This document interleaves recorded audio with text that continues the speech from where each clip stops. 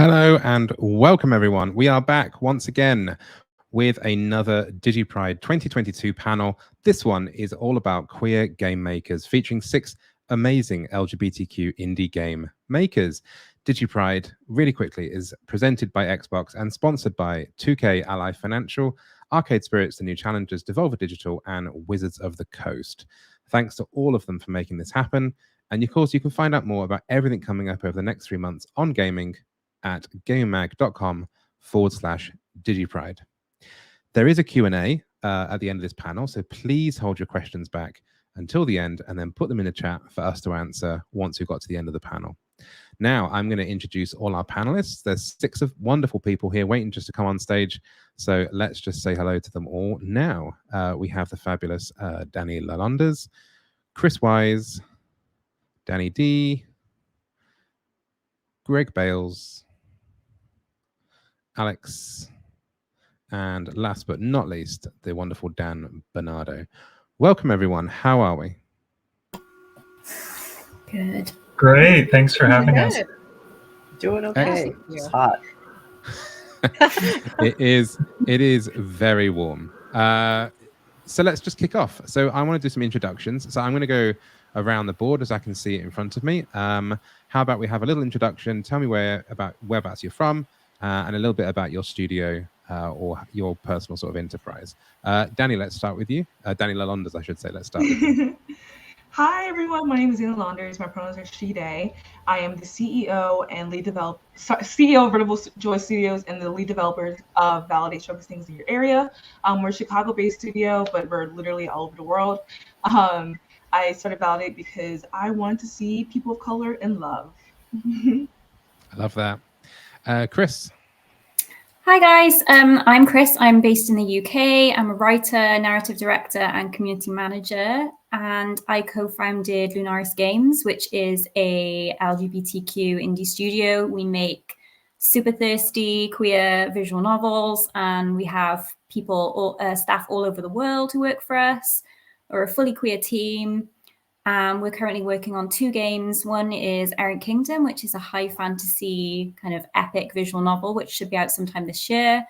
And then we have Call Me Under, which is a queer detective noir visual novel set in an eldritch horror-infested underwater city in the 1950s, which is a bit of a mouthful, but it's awesome. So please look out for that too.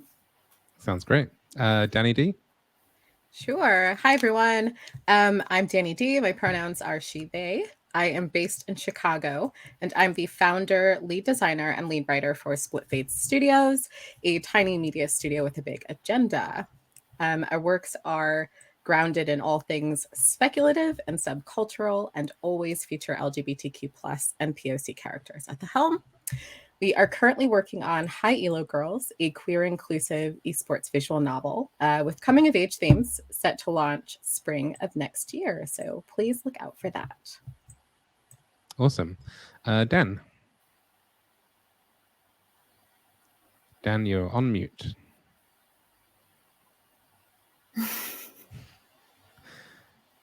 We're still on mute. We're going to come back to you last while we sort of figure out the microphone issue there. You're unmuted on the system, so I think the mute issue is on perhaps your microphone end. Alex, I'm going to skip over Dan. How about we'll come to you next? Am I muted? No, you're fine. Yes. Hi, I'm Alex Abukadam. I'm a co-founder and creative director at SoftNet Week. We're currently working on Spirit Swap Lo-Fi Beats to Match 3-2. It's a dating sim / action puzzle game focused on chilling out and hanging out with your friends. We have an all queer, specifically non-binary trans cast, and we aim as a studio to reflect the experiences of people who look like us and feel underrepresented. So we have a big focus on queer BIPOC joy specifically. That's what we do. Love that. Greg? Hi, my name is Greg Bayles. I am the founder of Starbox Games. I'm a solo dev, and I'm working on Super Bearded Dragons, which is a drag queen fighting game with, again, an all-queer cast. And so it's all about, crazy jubilance drag, but also kind of what it means to belong, especially in a world where everyone's queer. You know, what does it look like to be an individual in those settings? Love that. Dan, let's go back to you. Have we got you? Let's just do so. Can you hear me Yes. Yeah, we've got you now. now?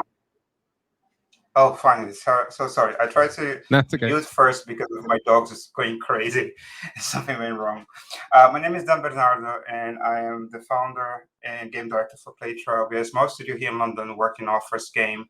Playtra mostly focus on games that have mechanics that are traditionally not connected to queer or diversity themes, you know, strategy games, RPGs, more deep mechanics, but trying to bring these stories about diverse people in. Our first game is coming out in September. It's called Great Force, Mask of the Goddess, and is a beautiful queer RPG, strategy, bullet hell, whatever you can find, telling the story about this girl that comes from a place of complete denial and hate to find her family outside family in love, and all good things that we manage to find when we find people just like us.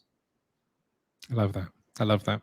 I'm going to go back around. You've all done a brilliant job at sort of slightly ruining the next question, because I was going to ask you about what games you're working on. But let's go back through. I'm going to do it in reverse order. So I'm going to start with you, Greg, on the screen. Tell me a bit more about each of your games, kind of the elevator pitch, dig into some interesting gossip or something about each one. Sure. Yeah. So Super Bearded Dragons is inspired originally by games like Super Smash Brothers, and so it's a platform fighting game. But I had this idea of samurai drag queens like fighting over cash tips that were raining down from the sky, and so I started developing it, thinking it would be like a 3 or 4 week prototype, and people started getting excited about it. And then I took it to some festivals, and people were asking about it. And so, now almost 3.5 years later, I'm getting close to finishing it, but it's been a lot of fun. It's kind of my first big like solo project. And so I've learned a ton, and kind of had my ass handed to me a lot of times as I've tried to figure out, what it's like to be a game developer, really, and what it's like to go at it alone. I didn't take Zelda's advice, so Super Bearded Dragons, it's all about drag queens and drag kings. I think I'm not 100% certain, but I think it's the first game to feature a self-identifying drag king. Although there have been others, since I started developing as well. But it's just been a joy to work on. I've met so many amazing people, and I've got to hear and include so many stories from the people I've met as I've been developing it. That's awesome. I love that. Alex? I just wanted to ask Greg, does your game have like an arcade cabinet? Yeah. That. Yes. Okay, I know. All right, I'm very excited. I thought you had seen it or something. It's a giant pink arcade cabinet. So yeah, it's amazing. It is the coolest. I wasn't sure if it was your game or not, but yeah, I'm glad.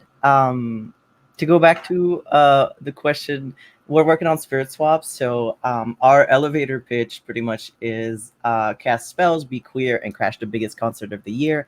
It's set in a little coastal city based on my city of Antilles, Beirut, which is where I grew up, which is in Lebanon, in case people don't know. And it's about planning a party with your friends while your city is kind of getting invaded by these little spirits, which are the match 3 blocks that you have to swap to send back to where they're coming from. So it's very slice of life. It's very focused on joy. It's not dramatic. It's kind of it's meant to be a chill experience. And if you want to dig deeper into the game, you can literally date everyone in your friend group. You can be that messy queer.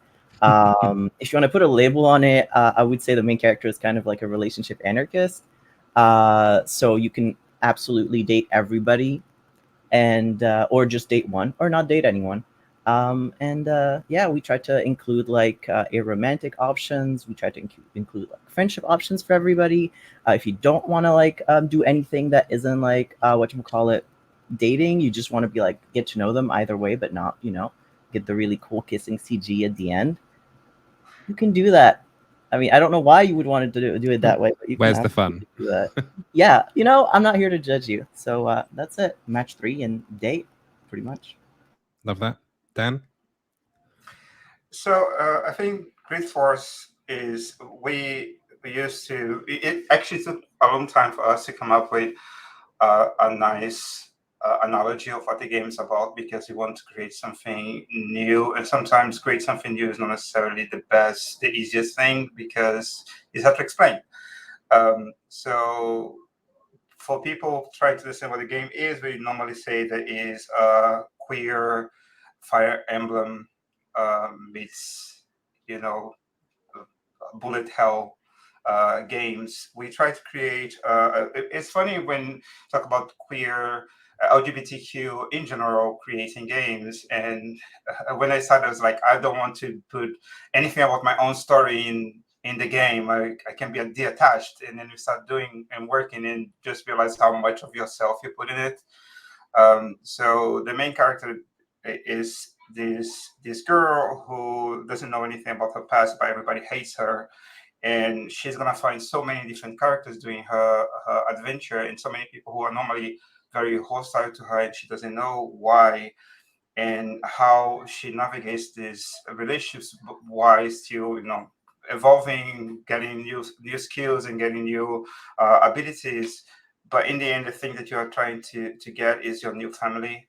And when we start creating the game, the first thing that hit me was this idea of sometimes as a queer person or as a person of color or any kind of exclusion that you can imagine, you feel like things are never going to get better. And what I want to do is to create a game that you feel like, okay, no matter how horrible your life is right now, things will go better if you stick to it. So if people play our game and feel any trace of hope that their life's going to be better, is mission accomplished. Is what we're trying to do. I love that. I love that. Dani Dee. Yeah, that sounded great, by the way. I'm super looking forward to that. Honestly, all of the games that you all have mentioned right now, I've just like very excited to wish list and, you know, check those out when they're ready.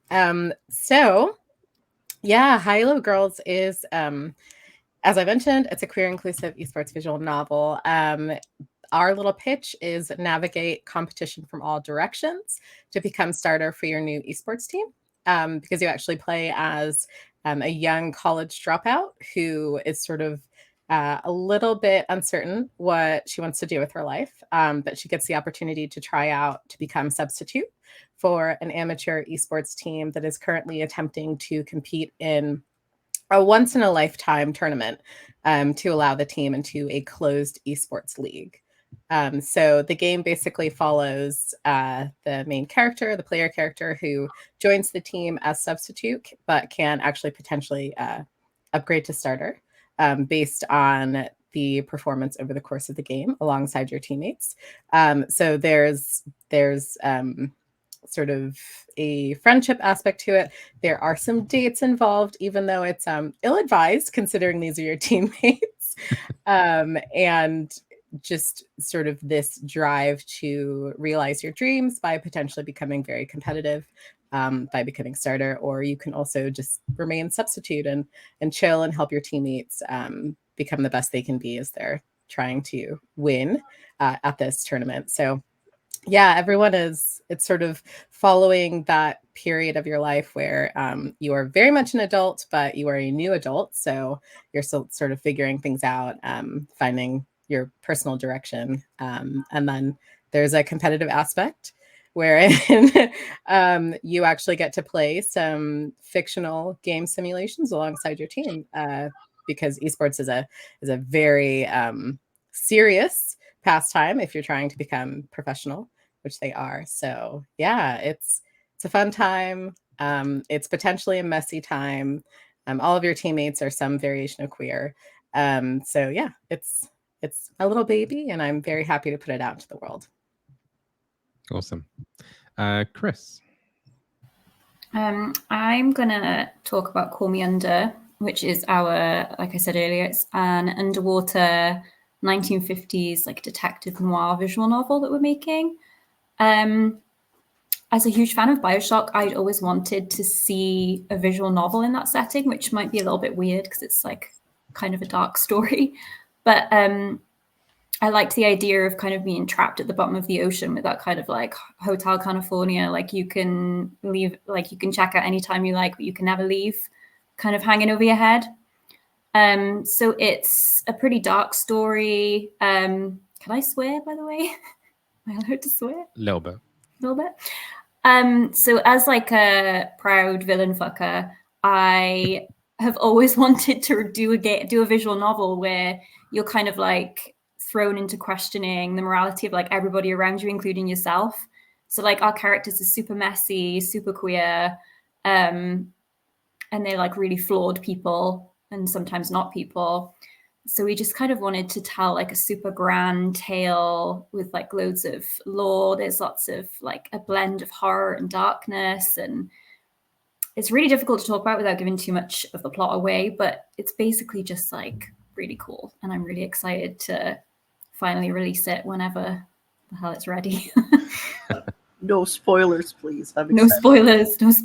But yeah, it's hard to talk about without spoiling stuff, but basically it's thirsty and sexy and horrific. So yeah, I'm really excited. Sounds like my life. Dani, last but not least. Hi. Okay, so I'm gonna talk about Validate, and Validate is a game about what it's like to date in your 20s, while trying to maintain like a real job and like your relationship with your friends, family, etc. It's called the Yearning Simulator because if you play it and you're single, you're gonna want to be in a relationship. So I wanted to make a game about people of color dating because oftentimes when we are in games, we're not dating other people. So I really want to emphasize that we are people of color and we want to see ourselves in romance games. So we made one. Validate, it's really fun. It's really gay. It's kind of horny. The characters are really hot. All of our characters are really hot, except Keaton. He's ugly. So yeah, stand Validate. I love the fact there's a theme emerging already on this panel. Okay, so we've done we've done introductions, we've got to know each other, we've got to know our games. Let's jump into kind of like the wider discussion points. There are no rules, we can all chip in, we can all jump in at the right time. So someone kick off. Why is it important to tell LGBTQ plus stories in games? Who's going first? Okay. We've seen enough straight people. So Yeah, there's too many straight people in games. That's it. The simple answer is like there aren't enough of them, and I don't think there ever will be because the queer community is like so full of so many, like it's so vast and it's so full of different identities and different kinds of people. Like there's never going to be enough games that explore all of those stories. So like why not like do it as best we can? And like there's teams of queer people like us who are making games without queerness being a gimmick, which I think is really important because a lot of the time these like established studios are just using queerness as a gimmick or as like a marketing scheme. And we're not doing that. Like we're making games and we're talking about our lived experiences and presenting them to people who actually give a shit and who can relate to those experiences as well. Like putting things like that are never explored in games, like, or even if they are explored in games there or in any media, they're not done well, like polyamory, asexual, like all of that kind of stuff. Like we need stuff like that from people who understand that. And that's like what all of us are doing, I think, is like really putting our own experiences into our content. And if that can like even make one person feel comfortable or accepted or like discover something about themselves, then I think that's like really all that matters. Yeah, I was going to say, especially for young LGBTQ folks, I feel like so many of them are looking for patterns that they can use to kind of build their lives. And so often the messages that we see in the media are of one very specific viewpoint, and it's a commercial viewpoint and it's a white viewpoint, and oftentimes it's a straight outside viewpoint on what it means to be queer. And so I think it's just so important for, young people, but also people of every age, to be able to see sort of the breadth of the queer experience and get to see different people in different walks of life, and what queerness means to them. I think everyone experiences otherness in one way or another. And I think realizing, that maybe something that's comfortable for you isn't comfortable for someone else, that can be a really valuable experience. Really just getting to step into somebody else's shoes, learn from their struggles, learn from their joys. I don't know. Yeah. Kris mentioned polyamory and things like that. I remember the first time I saw Steven Universe. It talks about polyamory and mental health and all sorts of things with such candor and just simplicity. And it meant the world to me personally. It gave me space to really express, what I have inside of me, and to put that on the page, and then eventually in my games. So I'm really grateful for people who have come before me, who have kind of put their heart on the line, put their experiences into queer media, and even people who maybe didn't identify as queer when they wrote stuff. I felt like a lot of times when I was growing up, I was reading these love letters to queer selves that hadn't yet realized they were queer or hadn't yet been able to come out. So I'm just really grateful for queer creators in that way. I think on top of, I agree with all of you guys saying, but I think the very beginning of exploration of queer themes were all made by straight people, or the exploration of blackness comes from white people. And I don't want people white explaining what I am or straight explaining who I am. I'm able to do it myself. So the first thing I think is very important to get these explanations coming, or these explorations coming from people who actually have lived experience. But in the second, the other side is games. There's this incredible power of being so non-threatening experiences that you can get in and feel comfortable, and there's a great opportunity for creating empathy. So if I can explain my experience in a way that is not going to alienate you as a different person, games have very, very high chances of succeeding. So I create games, queer games for queer people, but I have to say I create queer games also for straight people. I want them to understand me, and I want them to understand that I have value and depth. So if I can show the different parts of me and different parts of people that I love, and they can understand that we are as complex and as interesting. The one thing that I always find in the first wave of queer games is that they are, especially the ones coming from non-queer people, is that we are all very good and very nice, and we are very, we have no flaws. We have lots of flaws, and I want to explore those things, explore what we are. And I think only we can explore who we are, in this full form.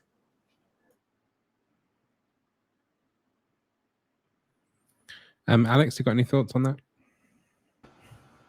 Many. Honestly, I'm really excited to hear from Dee, because Dee does a lot of that work even outside of video games. So I want to hear what they have to say. To be honest.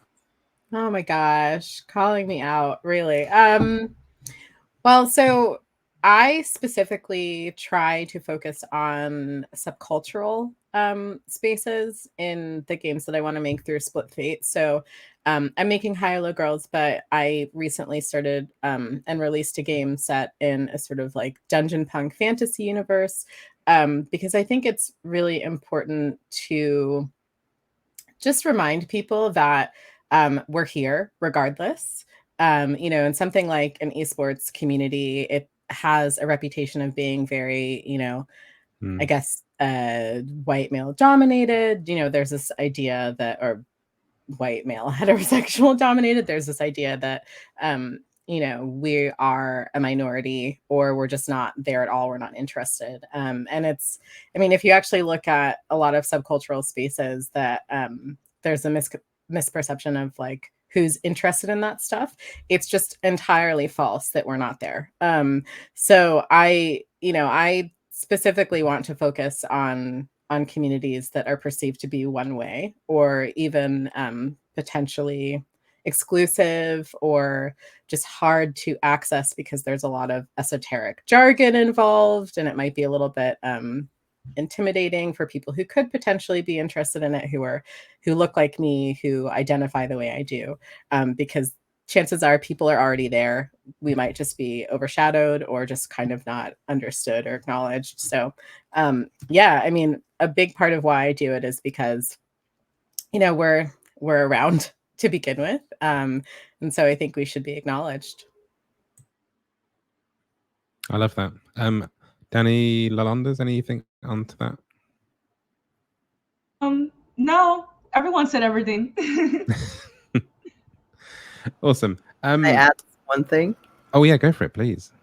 Yeah, I just wanted to add that for me specifically, the reason why I wanted to make queer games is because I am Arab and I am part of a population in the world that's often portrayed as very homophobic, and that doesn't really get to see itself and embrace its full queerness. Even though we have a pre-colonial history of apparent queerness, a lot of that we've lost or has gotten beaten out of us for various reasons. Different religions, you know, like it's a crossroad of a bunch of things. But for me, it was really important to just make queer games with queer Arabs, with my culture, make fantasy worlds that reflect what I love about my culture, and allow me to just be a freaking sexy demon. Like, I don't want another story about two sad teenage lesbians at the end of the world. You know what I mean? Like, it's great. There's an audience for it. I'm very sad for all the emo teenage lesbians. Like, I'm rooting for you. But for me, I wanted that like more adult, but not even in the sexy way. More like, for me, my experience transitioning like in my very late 20s. I wanted that exploration of gender that is very tied into race. Without having it be at the forefront of my story. So I just wanted it to be a story, as I said, slice of life with people just living and being queer as a matter of fact, and being at these intersections of different cultures in the world. So the world of Spirit Swap basically reflects me and my friends in a very direct way, in that I asked people in the early stages of development, design a character for me, describe to me your ideal character, and I will make it for you. Like, the art team will make it for you, because I wanted very literally to put my friends and loved ones' reflections in the game and then have them become their own characters with their flaws, with their like, I'm excited like there's one character that is my OC, basically. I'm not going to tell you which one, but there's like literally my OC in there, and they go through the gender journey that I went through, but it's not central. It's like just in the side conversations that you have with them, it'll just come up sometimes the way that, you know, it comes up when you talk to your friends, I imagine, about like, you know, because you're queer and it's part of you. So sometimes it just comes up. It doesn't have to be a whole thing. That's why it was important to me, because I've literally never seen that in my intersections of identity and in the intersections of identity of a lot of my co-creators.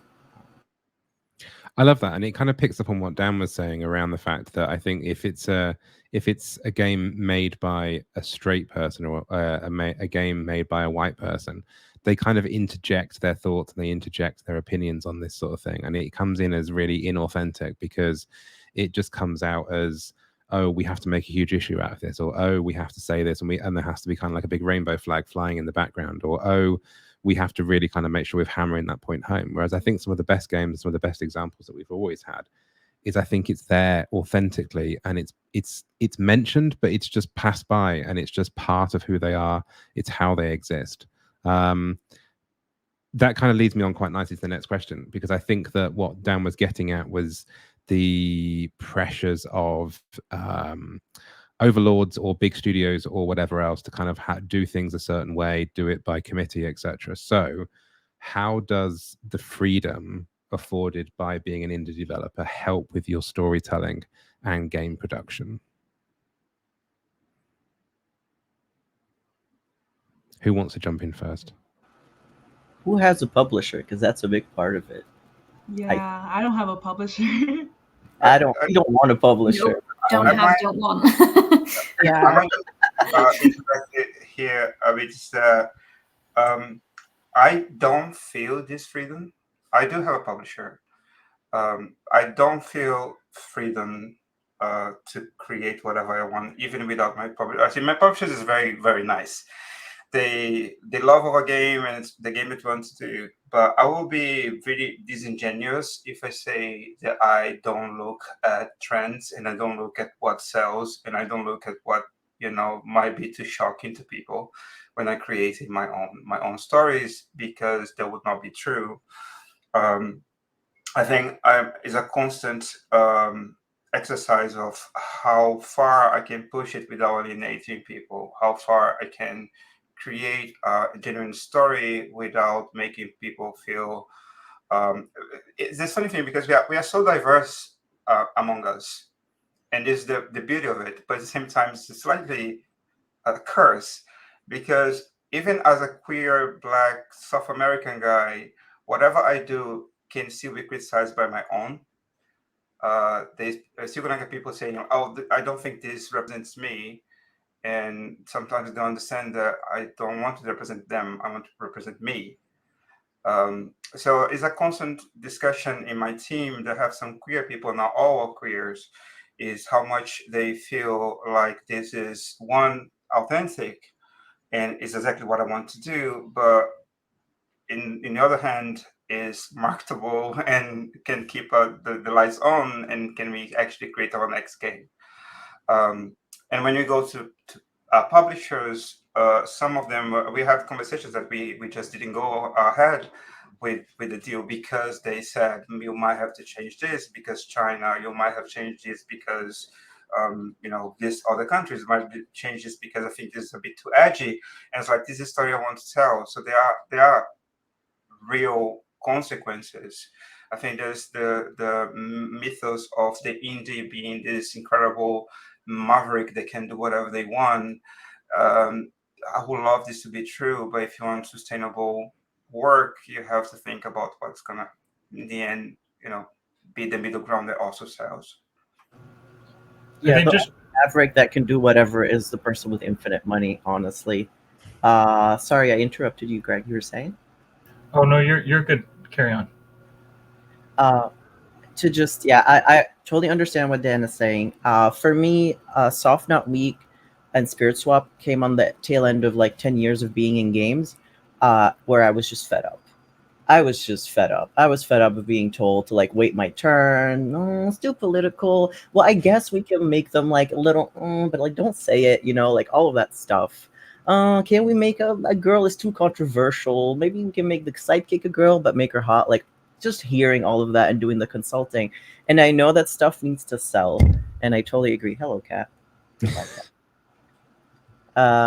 But it's just, it gets to a point where I'm like, there is this freedom in being indie, but the real freedom, in my opinion, is having buttloads of money, and that sucks. But that's just the reality under capitalism. We all have the phantom of like having to sell our games and having to keep our studios open, like squarely on our shoulders. And I think it's really just a balancing act. Whether you have a publisher or not, a lot of indie publishers are a lot more flexible now. But if you're going for a global audience, they will tell you the same things. Like, hey, one of the biggest markets is China. And if you want to get through this and that in China, you're going to have to, tone down a lot of the queerness. If you want to do this and that in Saudi Arabia, this is something that I personally didn't want. So we're focusing just on getting this first game out as a studio and just basically putting all our whole Spirit Swap pussy into it, if you know what I mean. Just like make it as us as possible. And just make it as I think authentic is a trap. I don't think there's a way to please everybody. I think the only person you can be authentic to is yourself. So you got to make the things that you and your friends think are things that you want to see in the world, and then you just got to be.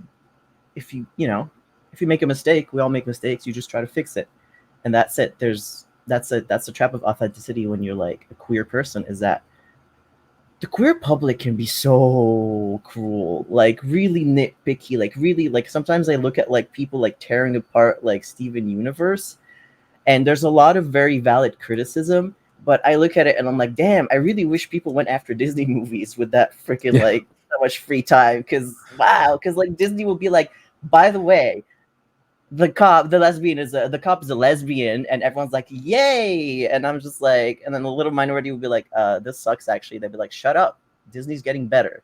So whether I feel like queer creators, especially the smaller they are, the closer they feel to the audience. So with that freedom comes like basically the firing squad, where whenever you trip, you have like 1 million people staring at you and being like, oh, so you're that type of queer creator.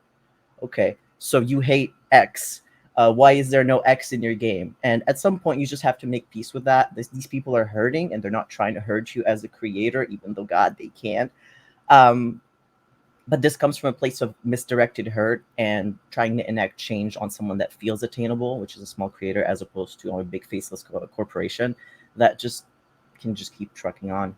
So it's that dilemma. It's just that balancing act being indie. I think it's also tempting as an indie to only consider your big projects as the ones that are valuable. And I think some of my most valuable moments have been, making a little 2-week prototype that would only be played for a one-night event, or, something like that, where I could really just let loose and be myself and make something for a really, really specific audience. I think about, I did an AIDS activism event one time and made a game specifically for that. And years later, I still had people being like, oh, you're the one who made that game, and so it became this source of like fuel that's not quantifiable using the metrics of the world. It's this sense of belonging and community that comes from just sharing your truth, sharing your talents in whatever way you can. So, I definitely agree that, having complete control is a double-edged sword. There's the freedom to do whatever you want, but then on the big projects, you still have to bring them to completion at some point, right? And at the end of the day, the buck stops with you. And so I think it's a matter of sort of balancing those interests. On one hand, telling the stories that you want to tell, but on the other hand, doing it in a way that's sustainable and that will actually get your game out into the world and in people's hands.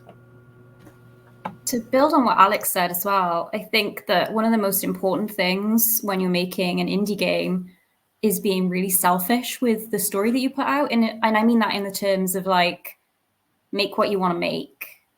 That's like why we're all here, right? That's why we're doing indie games and not working for an established studio, is because we want to be selfish. We want to make, like, I'm not thinking about, this may have been really stupid of me, like, but I started Lunaris Games as kind of like a joke, like a hobby. Like I wasn't intending for it to become my career or to like continue to make it. Like When the Night Comes, our first visual novel, was literally made with like twigs and glue and like my money that I earned from working a full-time job.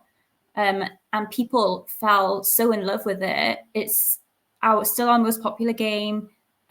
We made enough money from just that game, which was initially free, to remake it. And we had freaking Fenris voicing one of our characters. Like that just kind of drives me to be like, to tell indie people like, yeah, just make what the hell you want. Like put all of your thirst, put all of your like anger, your excitement into your characters. Like Dani and I actually, Dani Dee, we made a game together with some other game dev friends, Enna from Arcade Spirits and Suha from Truant Pixel.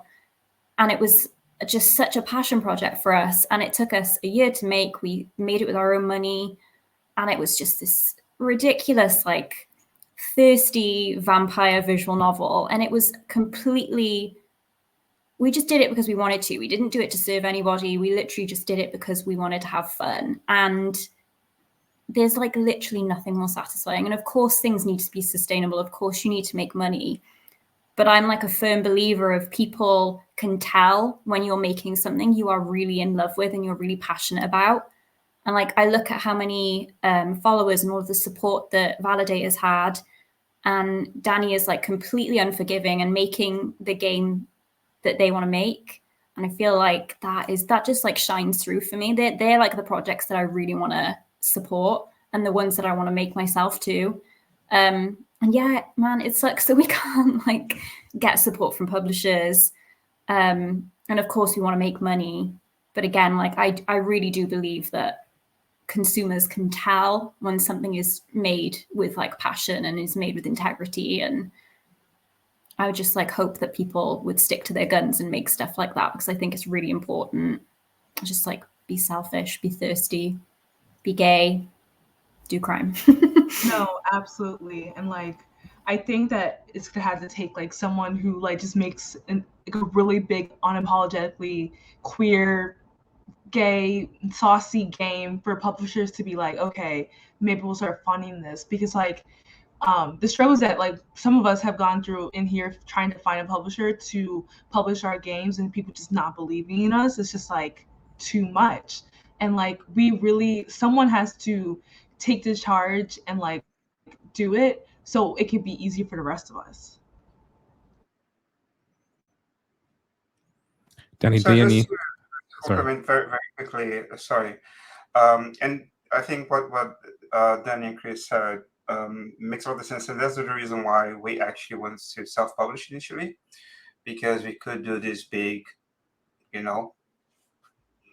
brush thing that we want to do. Unfortunately, the money went over. Like it's not what to do to finish it. So there's a real tension, especially for people like me who actually was part of another industry, to actually be able to complete something in this industry. The people look at you like you never did anything. Why should I, give you a space? Why should I give you money? Why should I do this and that? So it's an incredible, balancing act. But the funny thing that I find is that I saw other creators doing something like this and saying, okay, I'm gonna play safe now, and in my next game, when I have the money, I'm gonna do whatever I want. And funny enough, they play even safer and safer and safer because there's more money in on stakes, and it's something that I really don't want to go. I want to be able to actually stick to my guns and do whatever I want. But I think this is quite complicated.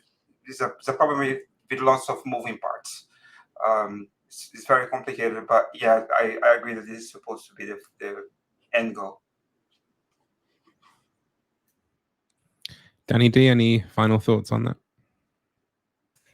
Honestly, everything that I would want to say has already been said, and really eloquently. So just a big hearty yes. Like I completely agree, 100%. So I feel like we've talked quite a lot about some of the challenges that are out there for indie developers. So let's skip over on to what have been some of the major lessons you've learned from being an indie developer. I mean, Alex, you sort of said about making mistakes, picking yourself up, dusting yourself down and sort of going again. Like what if you were kind of sat there like you are now, I guess, with people watching us, what are some of the lessons that you could share with people? From being indie, I guess one of the big things I've learned is to see others as collaborators, not as enemies. And that's something that I still have to learn every day because as artists, we're kind of under capitalism. I feel pit against each other and pit to be like the one true, like, the No True Scotsman thing where it's like, oh, you're not really queer.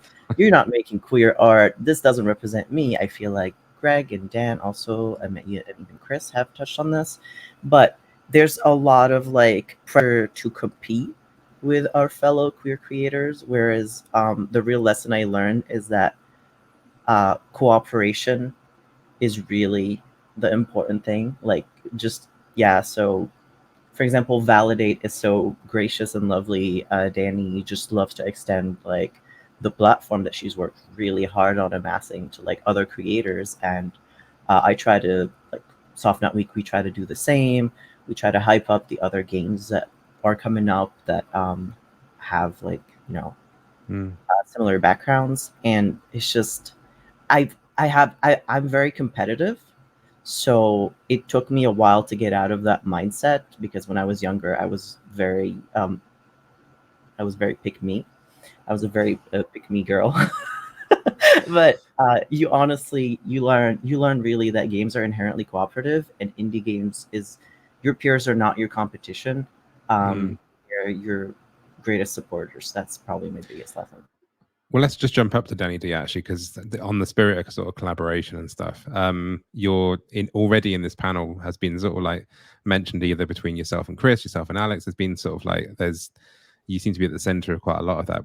Just picking up on Alex's point there around kind of seeing collaboration as being key to indie developers. Let's see. Well, I mean, I almost feel like I can't say it any better than Alex did. Oh, that's my dog. My dog wanted to chime in.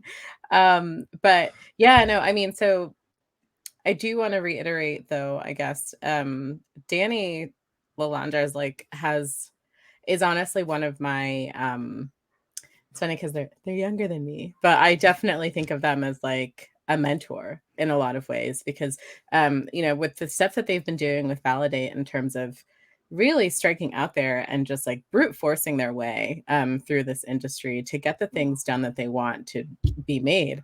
I've learned so much from not only seeing them work and operate and just push forward, but also, again, they're really, really generous with like the lessons they've learned, you know, the knowledge that they've picked up and shared. And just further to Alex's point, like that's it. I think as well, being in a space that's as niche as indie games, it can seem like maybe a little bit closed off and hard to, you know, penetrate from the outside. But I think a lot of people generally hold that same mindset. It's like there are a lot of people who are willing to share, you know, lessons they've learned, collaborate, you know, if they're maybe not the right person for a given job, you know, they'll pass off that opportunity. And it's just, yeah, it's really heartwarming to see that be like a general sort of mindset. But it is something that you, like Alex said, it's something that you need to like reaffirm in yourself every day, because when you're out here and you're struggling for the same grant, for example, it can be hard to, you know, not begrudge the person who got the grant over you, even though you really like what they're doing. You admire the work they're doing because it's rough. So yeah, I mean, just what Alex said is like training yourself to accept the knowledge that other people are willing to share with you. And to pass that on as well is so important. And then collaborate where you can. Like I know that Alex and Dani have been working together in some other creative capacities, but also working with Kris in terms of you know, that thirsty visual novel we put together. You learn so much reaching out to other developers and working with them wherever possible. So Dani, as the self-processed mentor, then what are your what's the tips? What's the advice or the major lessons that you've learned being an indie developer?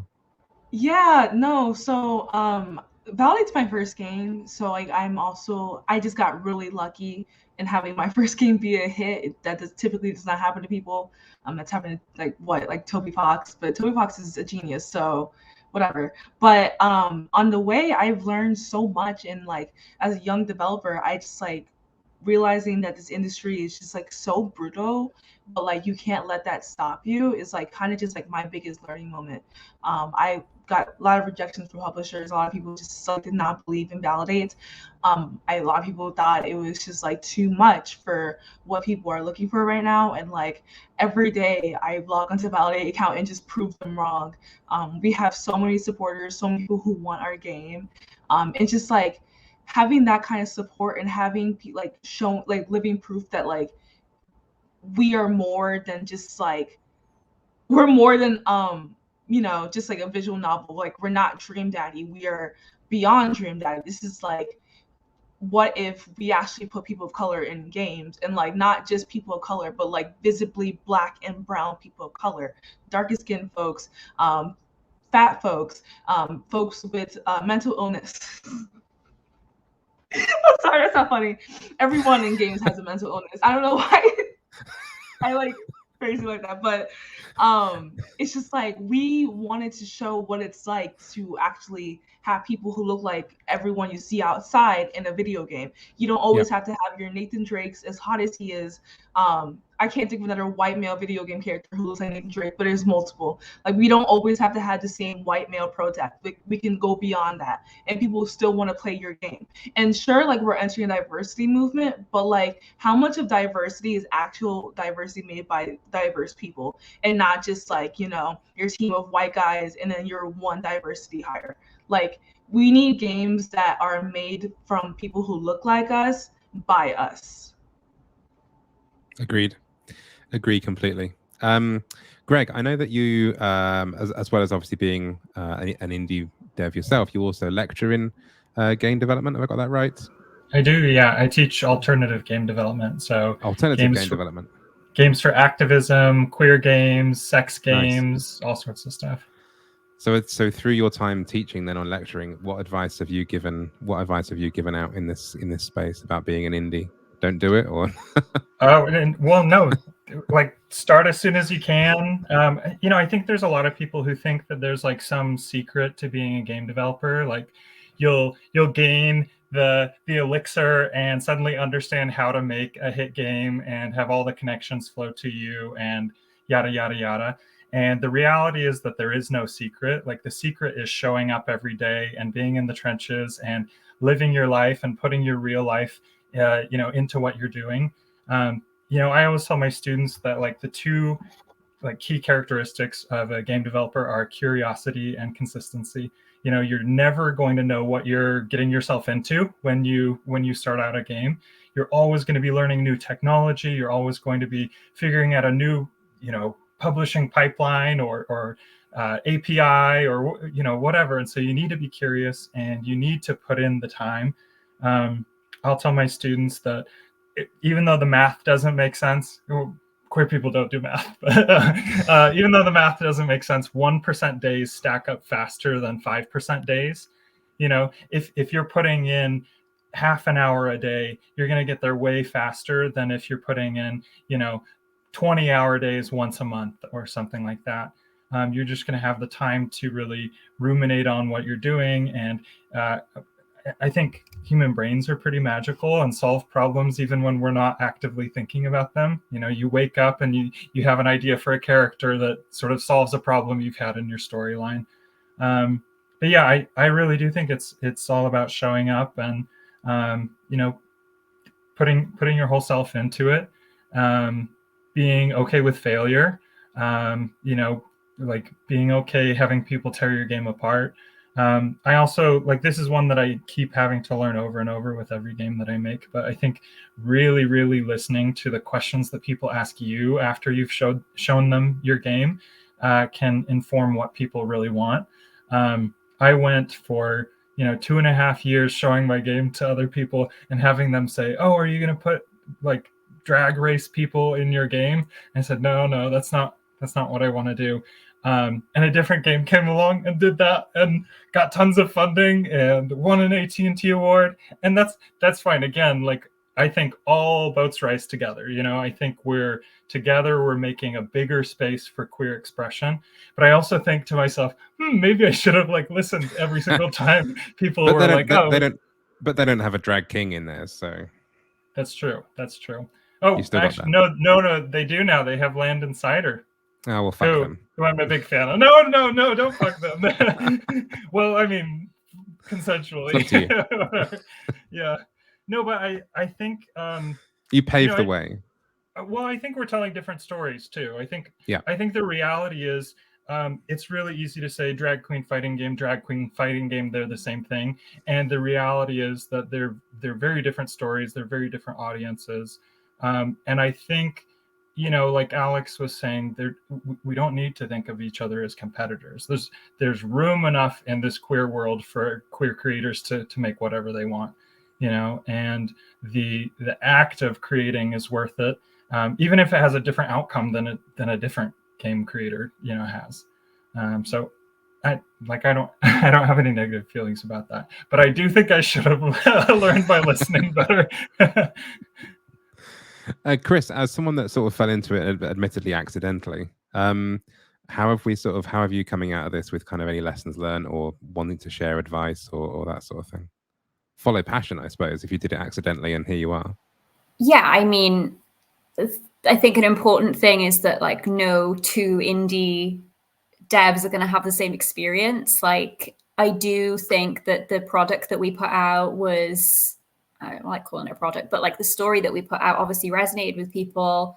And that was because it was authentic and we weren't kind of intending to do anything specific with it other than like tell something we were excited to tell and put ourselves into it. Like I discovered I was non-binary through writing this story. So it was very important to me personally. And it obviously got us where we were. But yeah, like nobody's going to have that same experience. Like you can't kind of replicate that success. And I say that in air quotes because we still don't have enough money and we don't have, we're still an indie studio, but we're doing our thing. We are making money through Kickstarter and through sales. And I think, again, like we've said about Dani and Validate, just do what you love and believe in it and like don't let go. Like Dani is so persistent and that's like super admirable. Like more people should be like that and like don't let go of it and just keep pushing because people will eventually listen to you and they will be sorry if they don't listen to you when you succeed because you inevitably will succeed if you're like super passionate about something, I think. But we don't have the same sets of tools to create things. We don't have the same financial situations, like personal situations. Just make stuff that you love. And my goal ultimately is just to keep doing it for as long as I viably can do it while, being able to pay my bills and keep my team employed.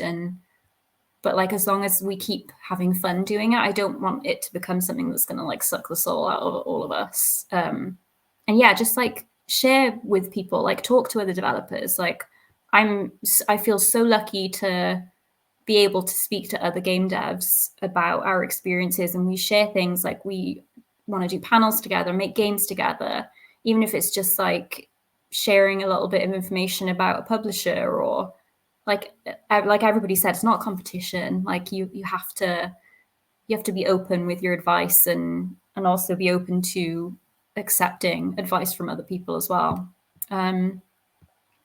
It's difficult to give advice to people wanting to get into games because, like I said, it's never going to be the same for anybody. But I think if you've got like the passion if you've got the passion and you really want to do something, then you can make it happen if you're stubborn enough. And Dan, you actually came into the industry from another industry. So what was sort of any advice that was given to you to follow, or have you sort of crafted out your own path, and what advice would you pass on then? I was listening to my colleagues here, and I managed to kind of relate to a lot of things that you guys said. I think by entering the industry solo, not having friends in the industry or all those things, I think my first couple of years were pure terror. I would wake up in the morning saying, this is not gonna work. This is all shit. I don't know how to do it. This is gonna go out down. Nobody likes my game. People just criticize this on Twitter. Am I doing the right thing? Should I go back to my previous job? And the next day I wake up like, oh my God, I'm gonna change the world with my game, and have all these ups and downs. Absolutely horrible. I think, is there something wrong with me? And it was very liberating to realize that we all feel this way at some point. Talking to my colleagues and say how confident and how absolutely desperate they are doing the creation process, because the act of creating is already very unpredictable because it never existed before. So how do you know what is going to come up? You can only work hard and try your best. But so this is the first thing, is that the moment you feel very desperate that things are not moving, things are not going, it's not time for you to give up yet. Wait another day, see how you feel, talk to the people. The things that you are feeling is very likely that lots of other people are feeling as well, and they're going to be able to help you out. But with that, it just loops back to the first things that people learn, and I was very, very surprised, is how generous the indie community is. Oh my God, I wish we had this in tech. How they really want to help each other, how they are really rooting for you. So I already saw moments of envy, but they are so far, like few and far between. In general, people just want to help you. If you reach out and you have a problem, like 8 out of 10 times, people are going to reach out and help you out. So the only thing that I can do is to try just to be just as generous as the people being generous to me, and just keep working, because I'm pretty sure tomorrow I'm going to be desperate again. Just keep going. I love that. What a mood. Absolutely. We're getting close to the end, so we actually, just as a reminder, there is going to be a little Q&A at the end. So if you are in chat, you're hovering around, you're loitering, you're lingering, whatever, and you want to ask some questions to this wonderful panel, start to throw some questions into the chat.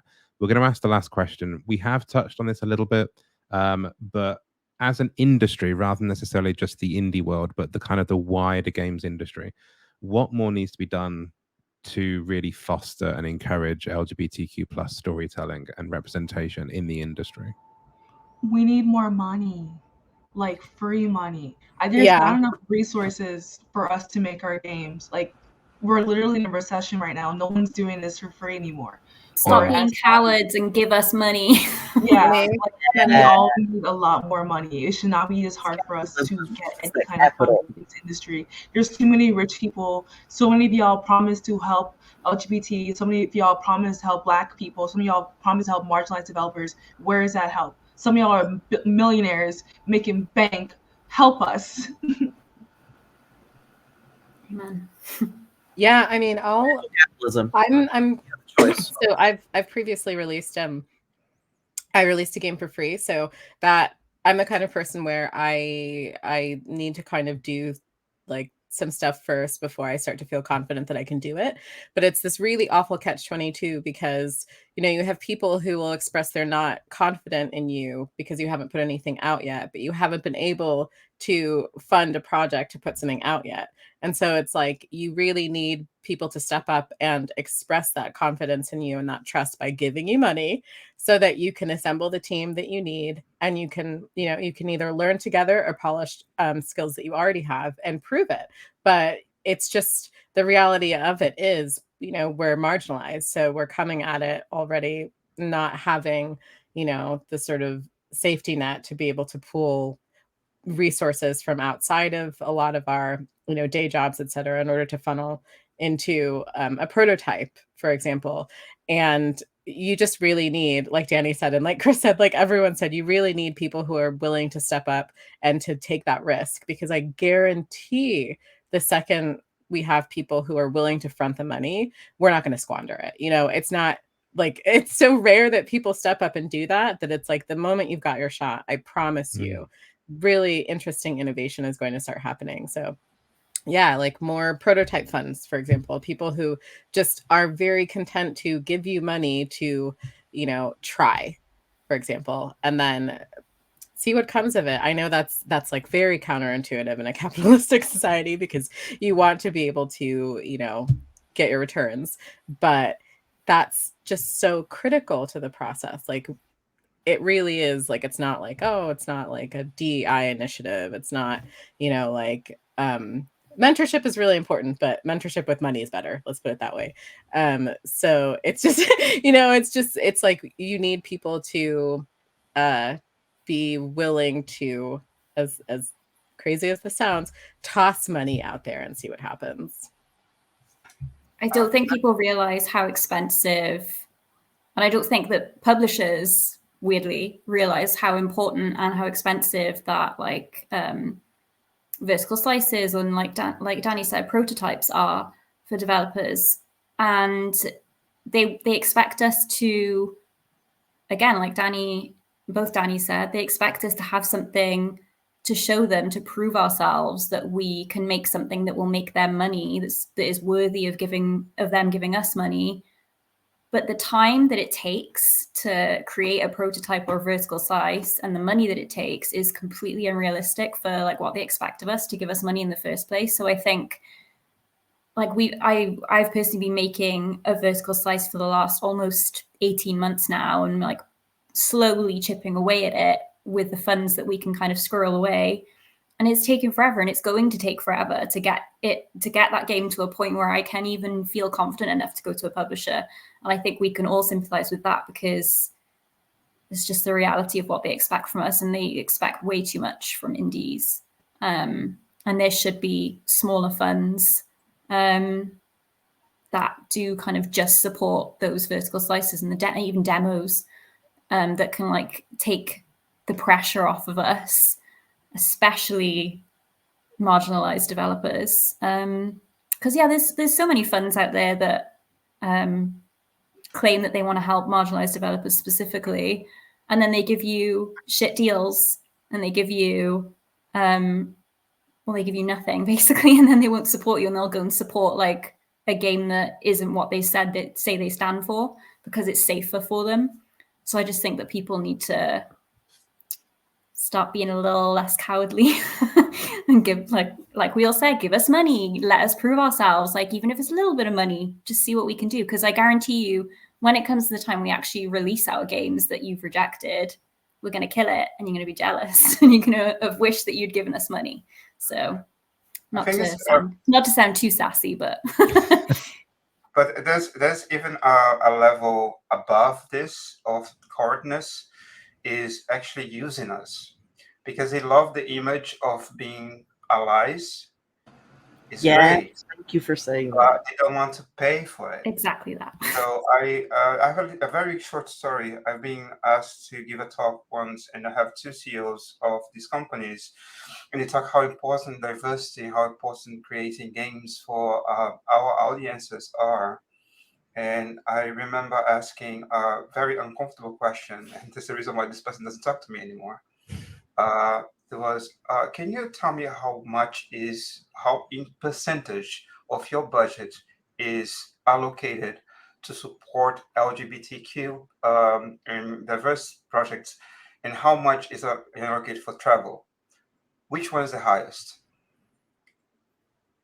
And he couldn't tell me, because of course travel, even in the middle of pandemic, has a higher priority than helping and supporting people who can create those games.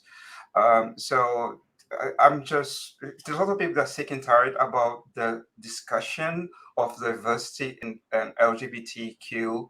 I am tired as well. Can you please start acting?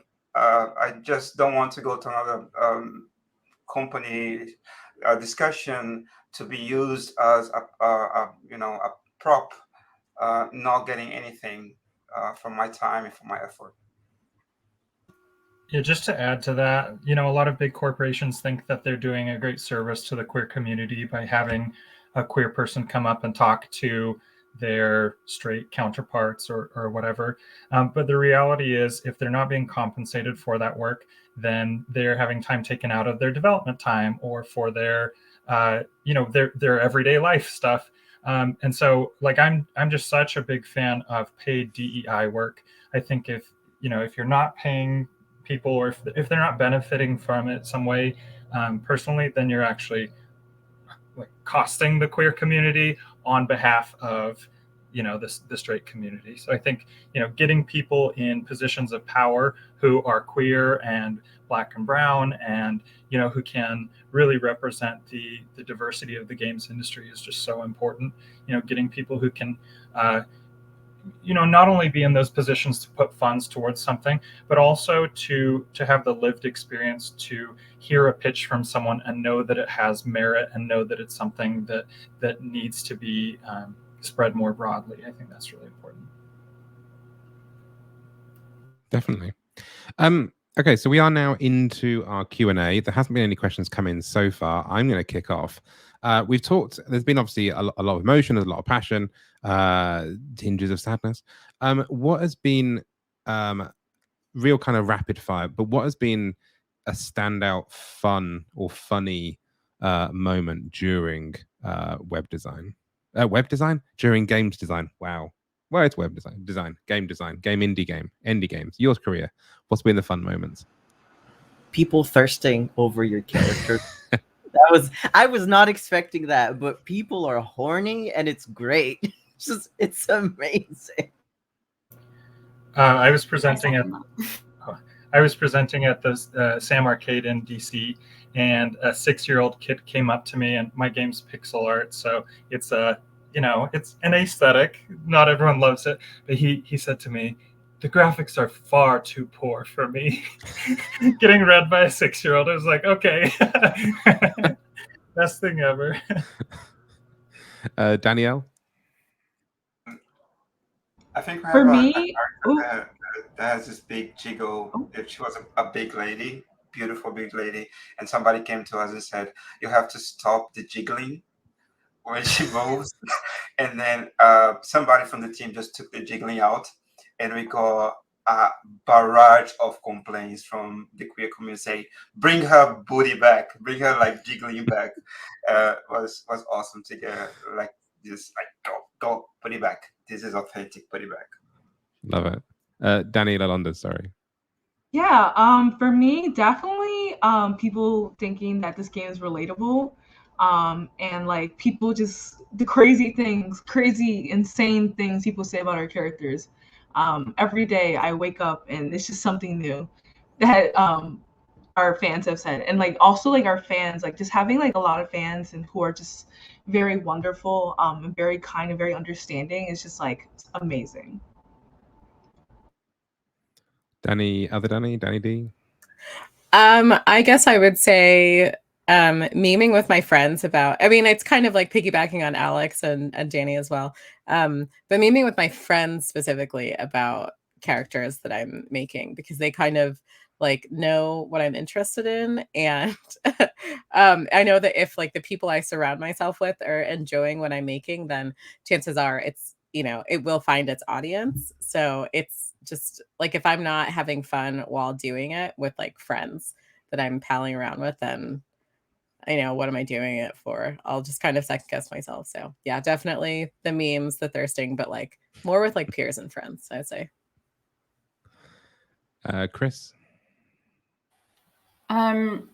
Against like what Alex and Dani said, it's definitely the thirst that people show towards your characters.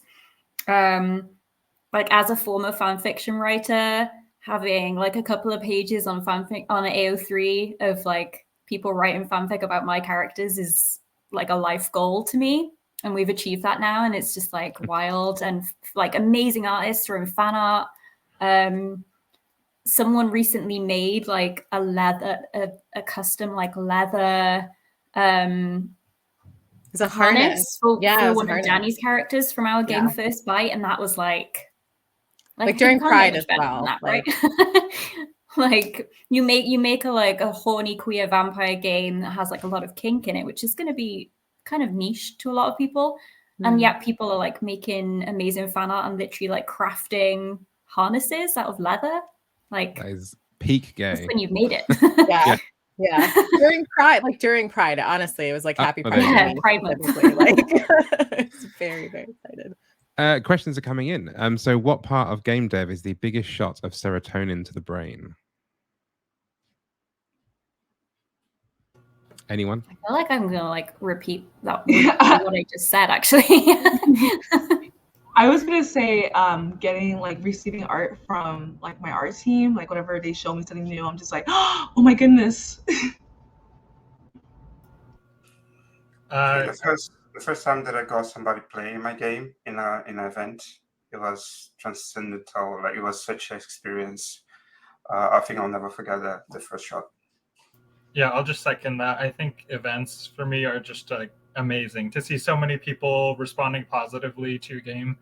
It just, I don't know, it makes you feel so good for so long.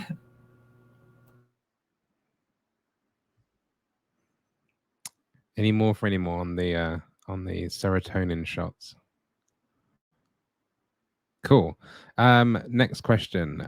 If or when imposter syndrome hits, how do you deal with that? cry about it. I don't have imposter syndrome. I just wake up and I just turn my swag on. Like, I don't know. I used to when I was younger, and then I realized that I have no reason to, because everything I do is better than most people. So that's kind of just like, I get a little cocky because I just have to remember that the work I do is amazing. So I have no reason to doubt it. Oh my God, Dani, you are the life goal. I know. I'm constantly second guessing myself. I'm constantly thinking I should not be doing this. I think the big thing for me is not stopping because of that. But I'm constantly thinking that what I'm doing is really a piece of crap. But just keep doing it. So you are my life goal. I would say for me, like when I feel really unmotivated or like I can't do anything right, I try to ask for help, because a lot of times, even if someone just plants a little seed, you know, helps me get through that first little bit, it gets me back on track. So I think, you know, leaning into your community, leaning into family, chosen family. Yeah. And then, I mean, this will sound funny, but like Fiverr as a last resort. Like if I have no motivation to finish anything, I can pay someone to do what I need to do badly, and it'll make me mad enough that I go back and do it right. But yeah. Well, that's a good one for the advice section. I would say a little bit like what Dani said, but the first like year to 2 years, we were founded in 2019. So the first like year, 2 years of game dev was like riddled with crippling imposter syndrome. And now, like, I would say since the pandemic hit, actually, I just kind of like stopped giving a fuck so hard. And I find it's like burnout is still a thing, and like getting stressed is still a thing. But I find that if you care less about what people say, you can make so much like progress. Like, I just think that that's really important. Yeah. Wake up and be cocky and do it without worrying too much about what people are going to say when your stuff eventually comes out. That helps a lot.